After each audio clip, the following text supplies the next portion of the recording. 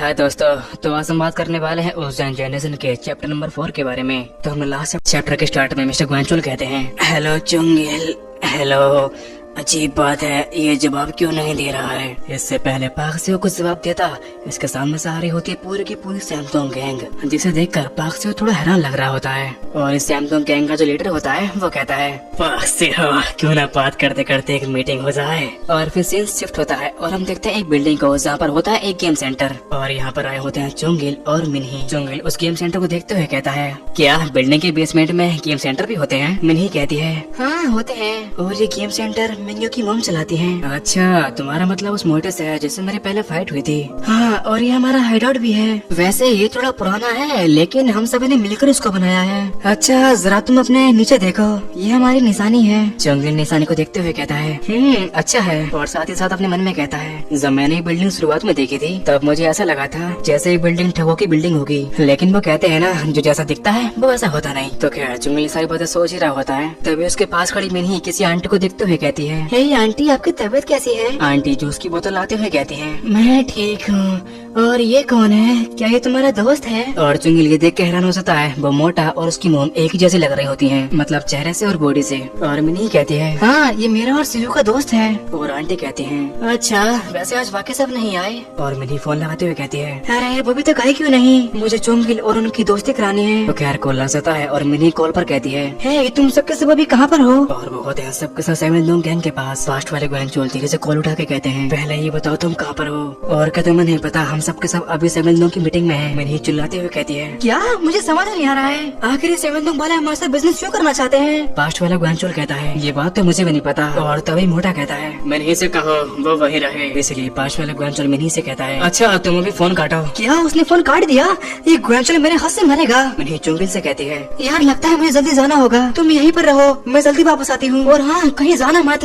और चुंगिल जो मस्कर के खड़ा होता है, तभी उसके पास आंटी आती है, जो उसी गुद्दी पर ठंडी बियर रगड़ देती है। और आपको तो पता ही होगा, जब कोई आपकी गुद्दी पर ठंडी चीज रगड़ दे तो कैसा फील होता है। और वही फील चुंगिल को हो रहा होता है। तो कह रहे, फिर आंटी हंसते हुए कहती है, अच्छा तो तुम पाक सिंह के दोस्त हो, फिर तो तुम मिंगू के भी दोस्त होगे। चुंगिल कहता है, हाँ आपसे मिलकर खुशी हुई। वैसे ही तुम्हारे चेहरे को क्या हुआ, इतने बैंडेज लगे हुए क्यों हैं।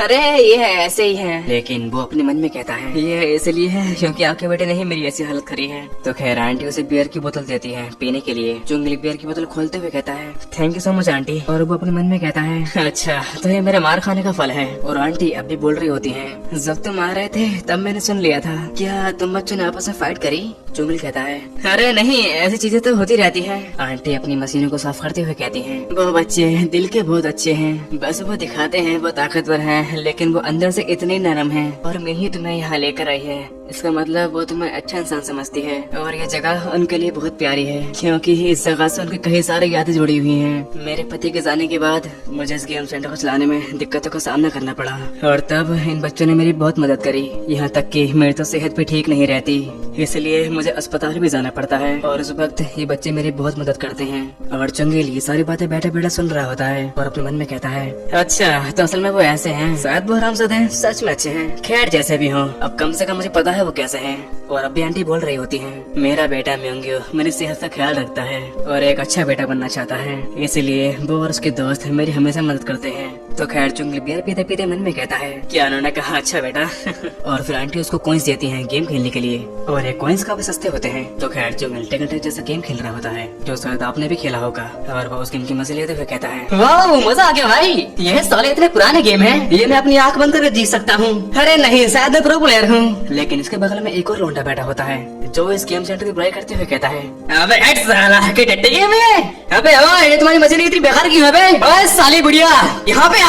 और चुंगिल को देखकर ऐसा लग रहा होता है जैसे सब नॉर्मल हो, इसलिए चुंगिल अपने मन में कहता है, मैं किसी भी टाइम में चला जाऊँ, मुझे ऐसे लोग जरूर मिलेंगे। लेकिन वो लोंडा अब भी बोल रहा होता है, ओए साली बुढ़िया जल्दी यहाँ पे आ, आखिर मैं गेम बार बार क्यों हार रहा हूँ मैं, अपनी मशीन को चेंज कर। और ये कुर्सी, इन पर मेरी पूरी गांड भी नहीं आ रही है। तो खैर लोंडा बिना मतलब के पंगे करने की कोशिश कर रहा होता है। इससे पहले यहाँ कुछ होता है, सीन शिफ्ट होता है और हम देखते हैं उस गैंग के लीडर को, जो अपनी सिगरेट जला के कहता है, बाक्सी हो, ये कोई मजाक की बात नहीं है। मैं चाहता हूँ हम जो मशीन तुम्हें अपनी देंगे तुम उन्हें अपने गेम सेंटर में लगाओ। और मैं कोई बेकार मशीन की बात नहीं कर रहा हूँ, ये एक छोटा सा गैम्बलिंग अनडेवलप्ड गेम होगा और ये पैसे भी अच्छे कमा के देगा। हमारा ये सौदा फायदेमंद साबित होगा और हमारे बंदे तुम्हारे गेम सेंटर की देखभाल भी करेंगे। वह एक गलत तरीका है पैसे कमाने का, इसलिए बाक्सी कहता है, ओए सांगा, तो कर हमारी पिस्तौल, हम अपने गेम सेंटर में सिर्फ गेम की मशीन रखेंगे, कोई भी जुए जैसी चीजें नहीं रखेंगे। हमारे यहाँ जुआ कहना भी जुर्म है और तू चाहता है हम तेरी मशीन अपने गेम सेंटर में रखें? जरा अपनी शकल देख, शकल से चोर लगता है।